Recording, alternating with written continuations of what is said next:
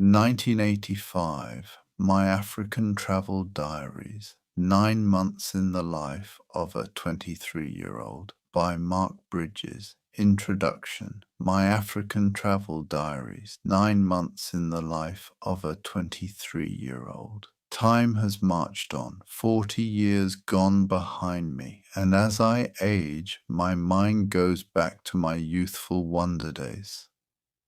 I traveled to Africa and wrote these diaries, which include thoughts and observations along the way during the 9-month journey to Africa.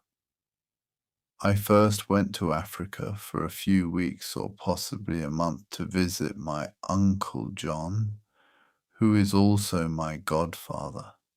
However, events unfolded differently, as you will see. African travel in 1985 differed vastly from what you could experience today. All I had was a very thick book called Africa on a Shoestring, which was first published in 1983 and provided helpful information on all the countries on the African continent, serving as my Bible. However, I broke the book down into country sections to lighten the load while backpacking and only took the countries that I thought I could reach. Unlike modern internet-based information, the book was already outdated by 1985, so it served more as a guide than a definitive data.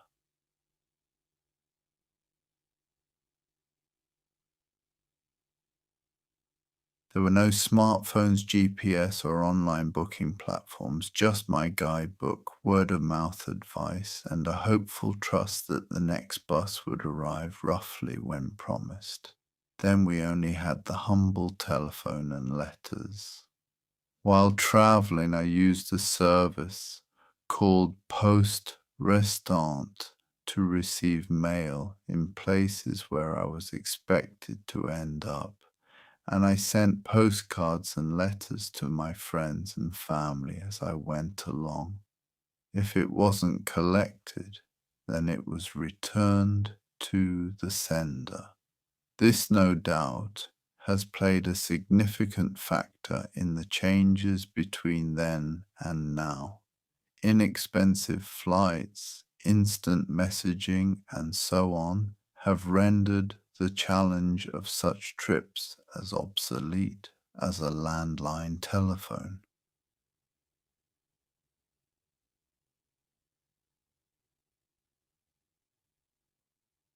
I've always had these diaries stored in a cupboard or drawer somewhere, but this is the first time in 40 years that I've systematically read every page whilst transcribing them. Although I didn't include every daily detail for the sake of brevity, I have vivid memories of the moments described in the diaries, and I will include these additional comments and observations throughout. Observing global and African transformations over the course of 4 decades proved fascinating. When I visited in 1985, Zimbabwe had only been independent for 5 years under Robert Mugabe's leadership. Hope and happiness filled the atmosphere, making it a wonderful and optimistic country. There was little or no racial or social rancor that I detected. Apartheid was not a thing in that country, and I detected a sense that the country could thrive and be successful with effective leadership.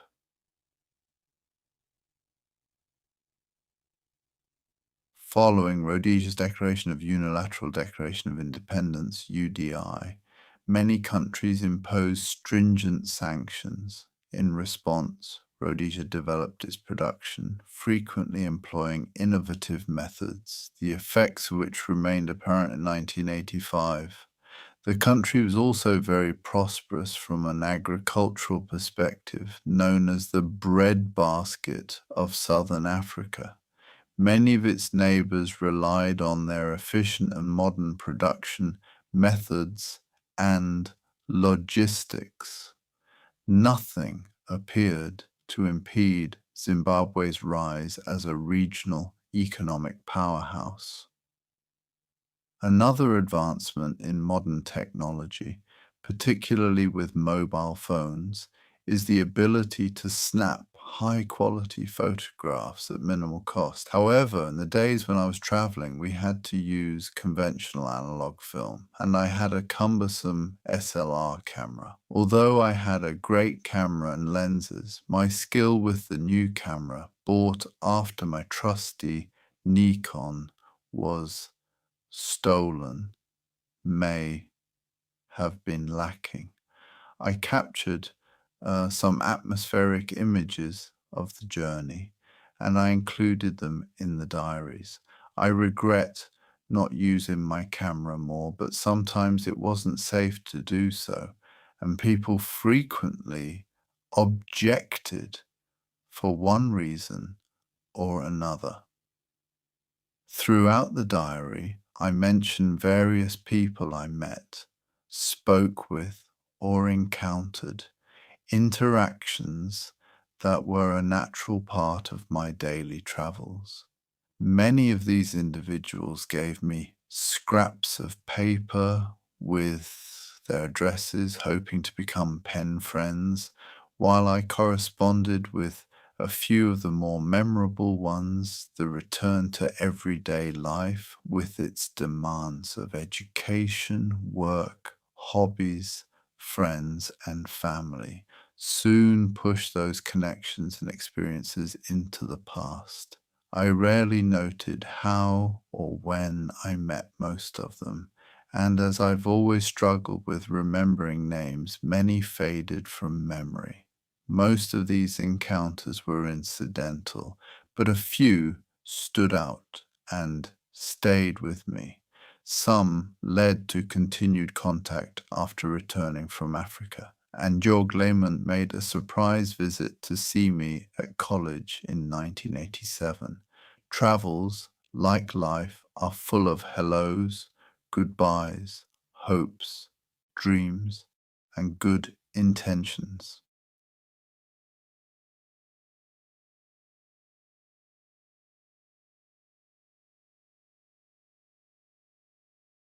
So why might you wonder, have I taken so long to look through these diaries again and do something with them? My mother was interested in my travels years ago and typed some up, or at least part of one diary. I found those while sorting out some paperwork at my house in Spain, and I used optical character recognition to convert them into a digital form, which inspired me. I then began the laborious task of typing them by hand.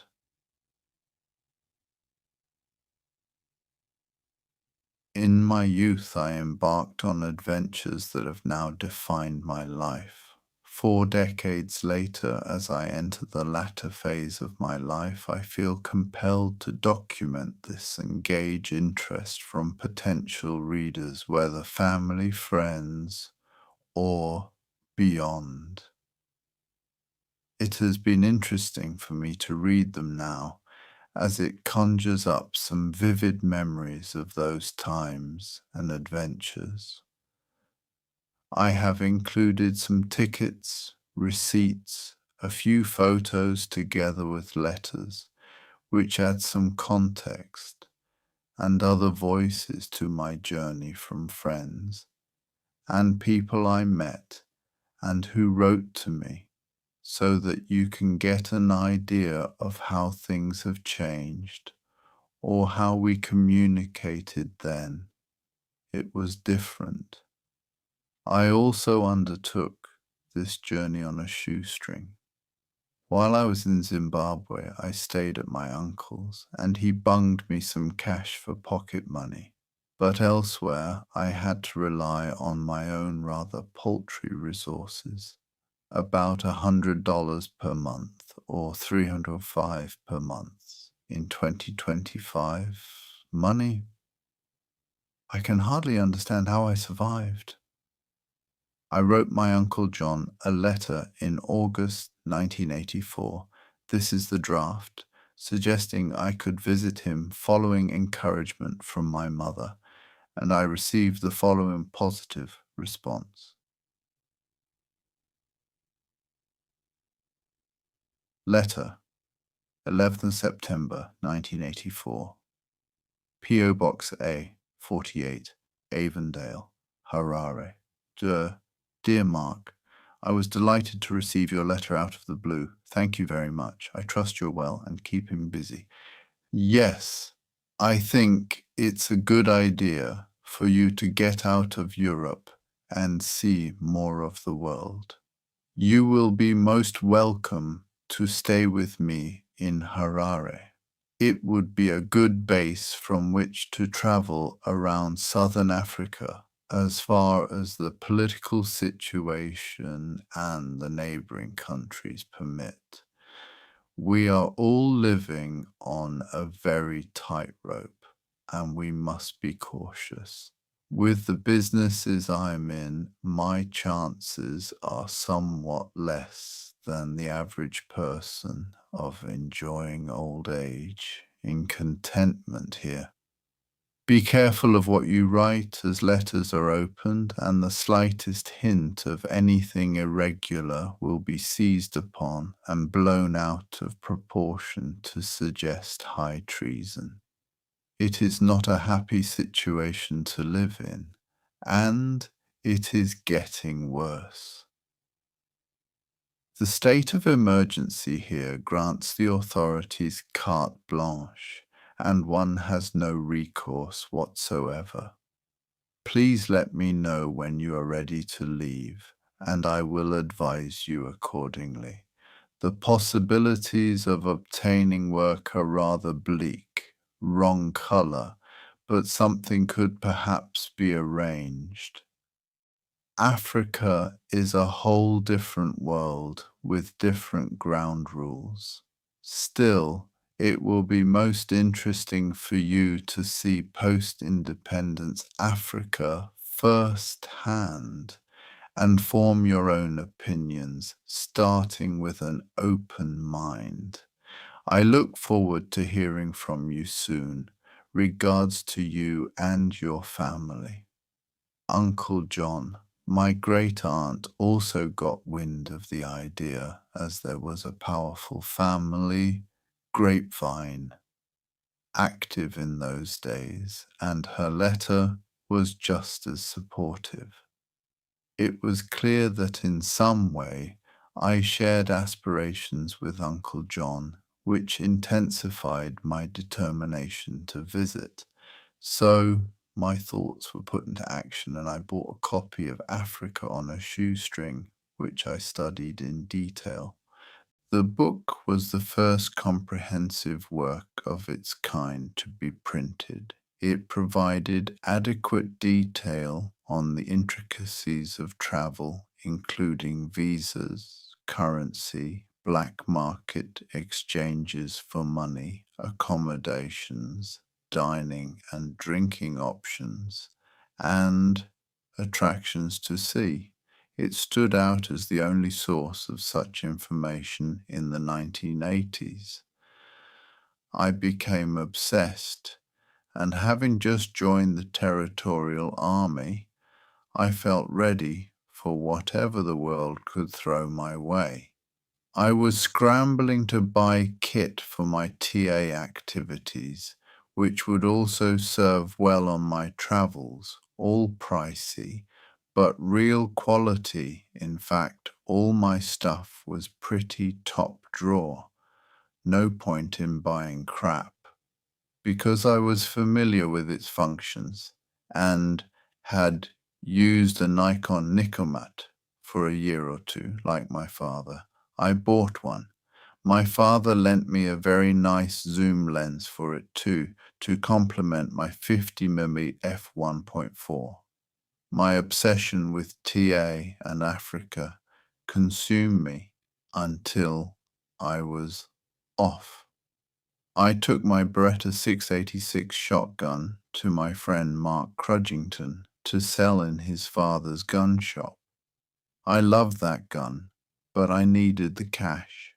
I was fortunate that my great-aunt Thea was kind enough to give my sister and me a decent chunk of money, which significantly helped with all the preparations and the purchase of the flight ticket, which cost about $1,800 in 2025 money.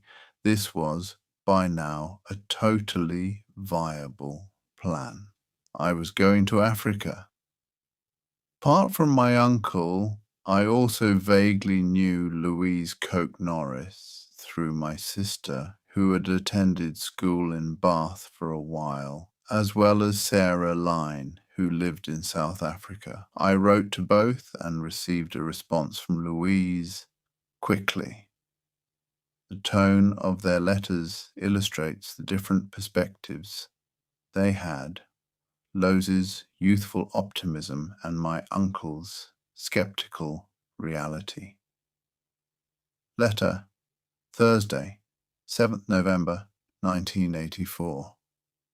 Dear Mark, thank you so much for your letter, which I received this morning. It took me a good half an hour of concentrated thought in the shower to put your face to your name. I concluded that dear punky Sophie Bridges' brother, tall black-haired brother. It's bloody confusing knowing so many people in so many places, must be getting senile. Everything is excellent here. After weeks of really hot sun, it's now raining, and the rain here comes in heavy storms. It poured down, and everyone and everything really appreciated it after a long, hot, dry winter. Monday, 17th of December. Dear Mark, again, following a disastrous first attempt at writing a letter, my editor caught me in the act. Listen, I've moved into a flat now, so it's totally self-contained with a Honda XL350 and 2 spare beds for whenever you arrive.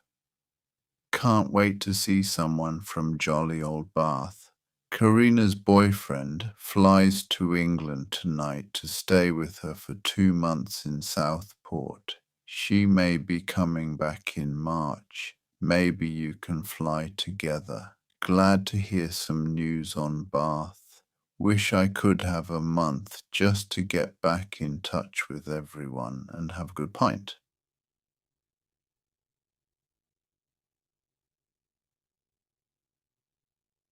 Things to consider bringing with you to make money are Krugerrands. Must be stashed in your wallet and not declared. Cameras and film, audio cassettes, and any type of radio or cassette player. Whiskey also goes down well. You can make a killing selling things we can't get here. In terms of clothing, you mainly need shorts and t-shirts, sturdy shoes, flip-flops, jeans and cords, a jersey, a sleeping bag, and of course, a swimming costume.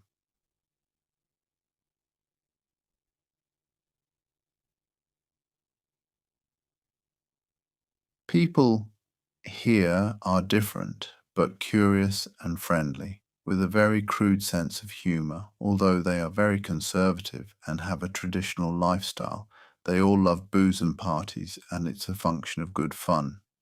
I'm writing, and I'm dying to see you. Love, Lou X. Letter, 26th March, 1984.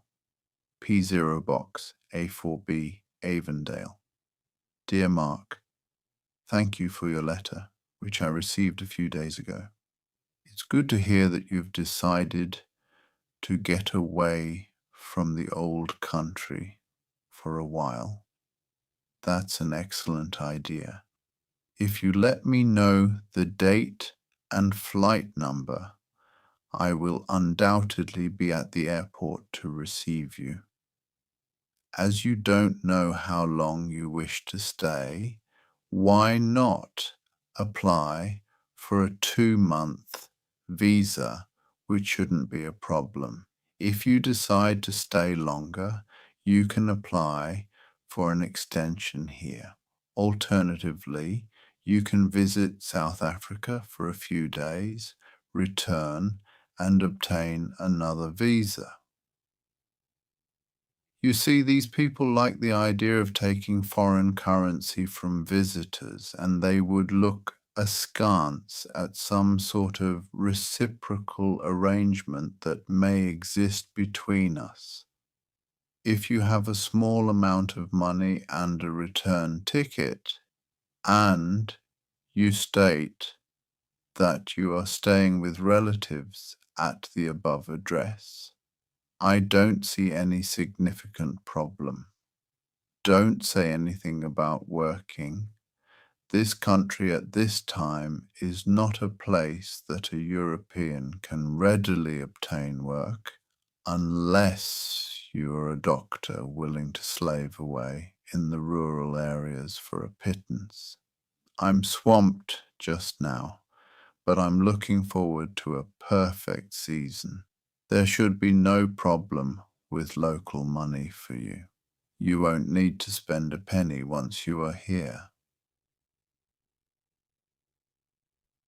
Give my regards to all. I am well fit and out of prison, although there have been a couple of narrow squeaks in the past few months. I had claim jumpers coming in and buying my gold. My manager shot one of them in the leg. After shooting out the tires of their vehicle and is up for attempted murder, he should get off, but it all creates problems that we can well do without. It isn't easy to operate in the current political and social climate here. Keep me posted on your movements and intentions. Regards, Uncle John.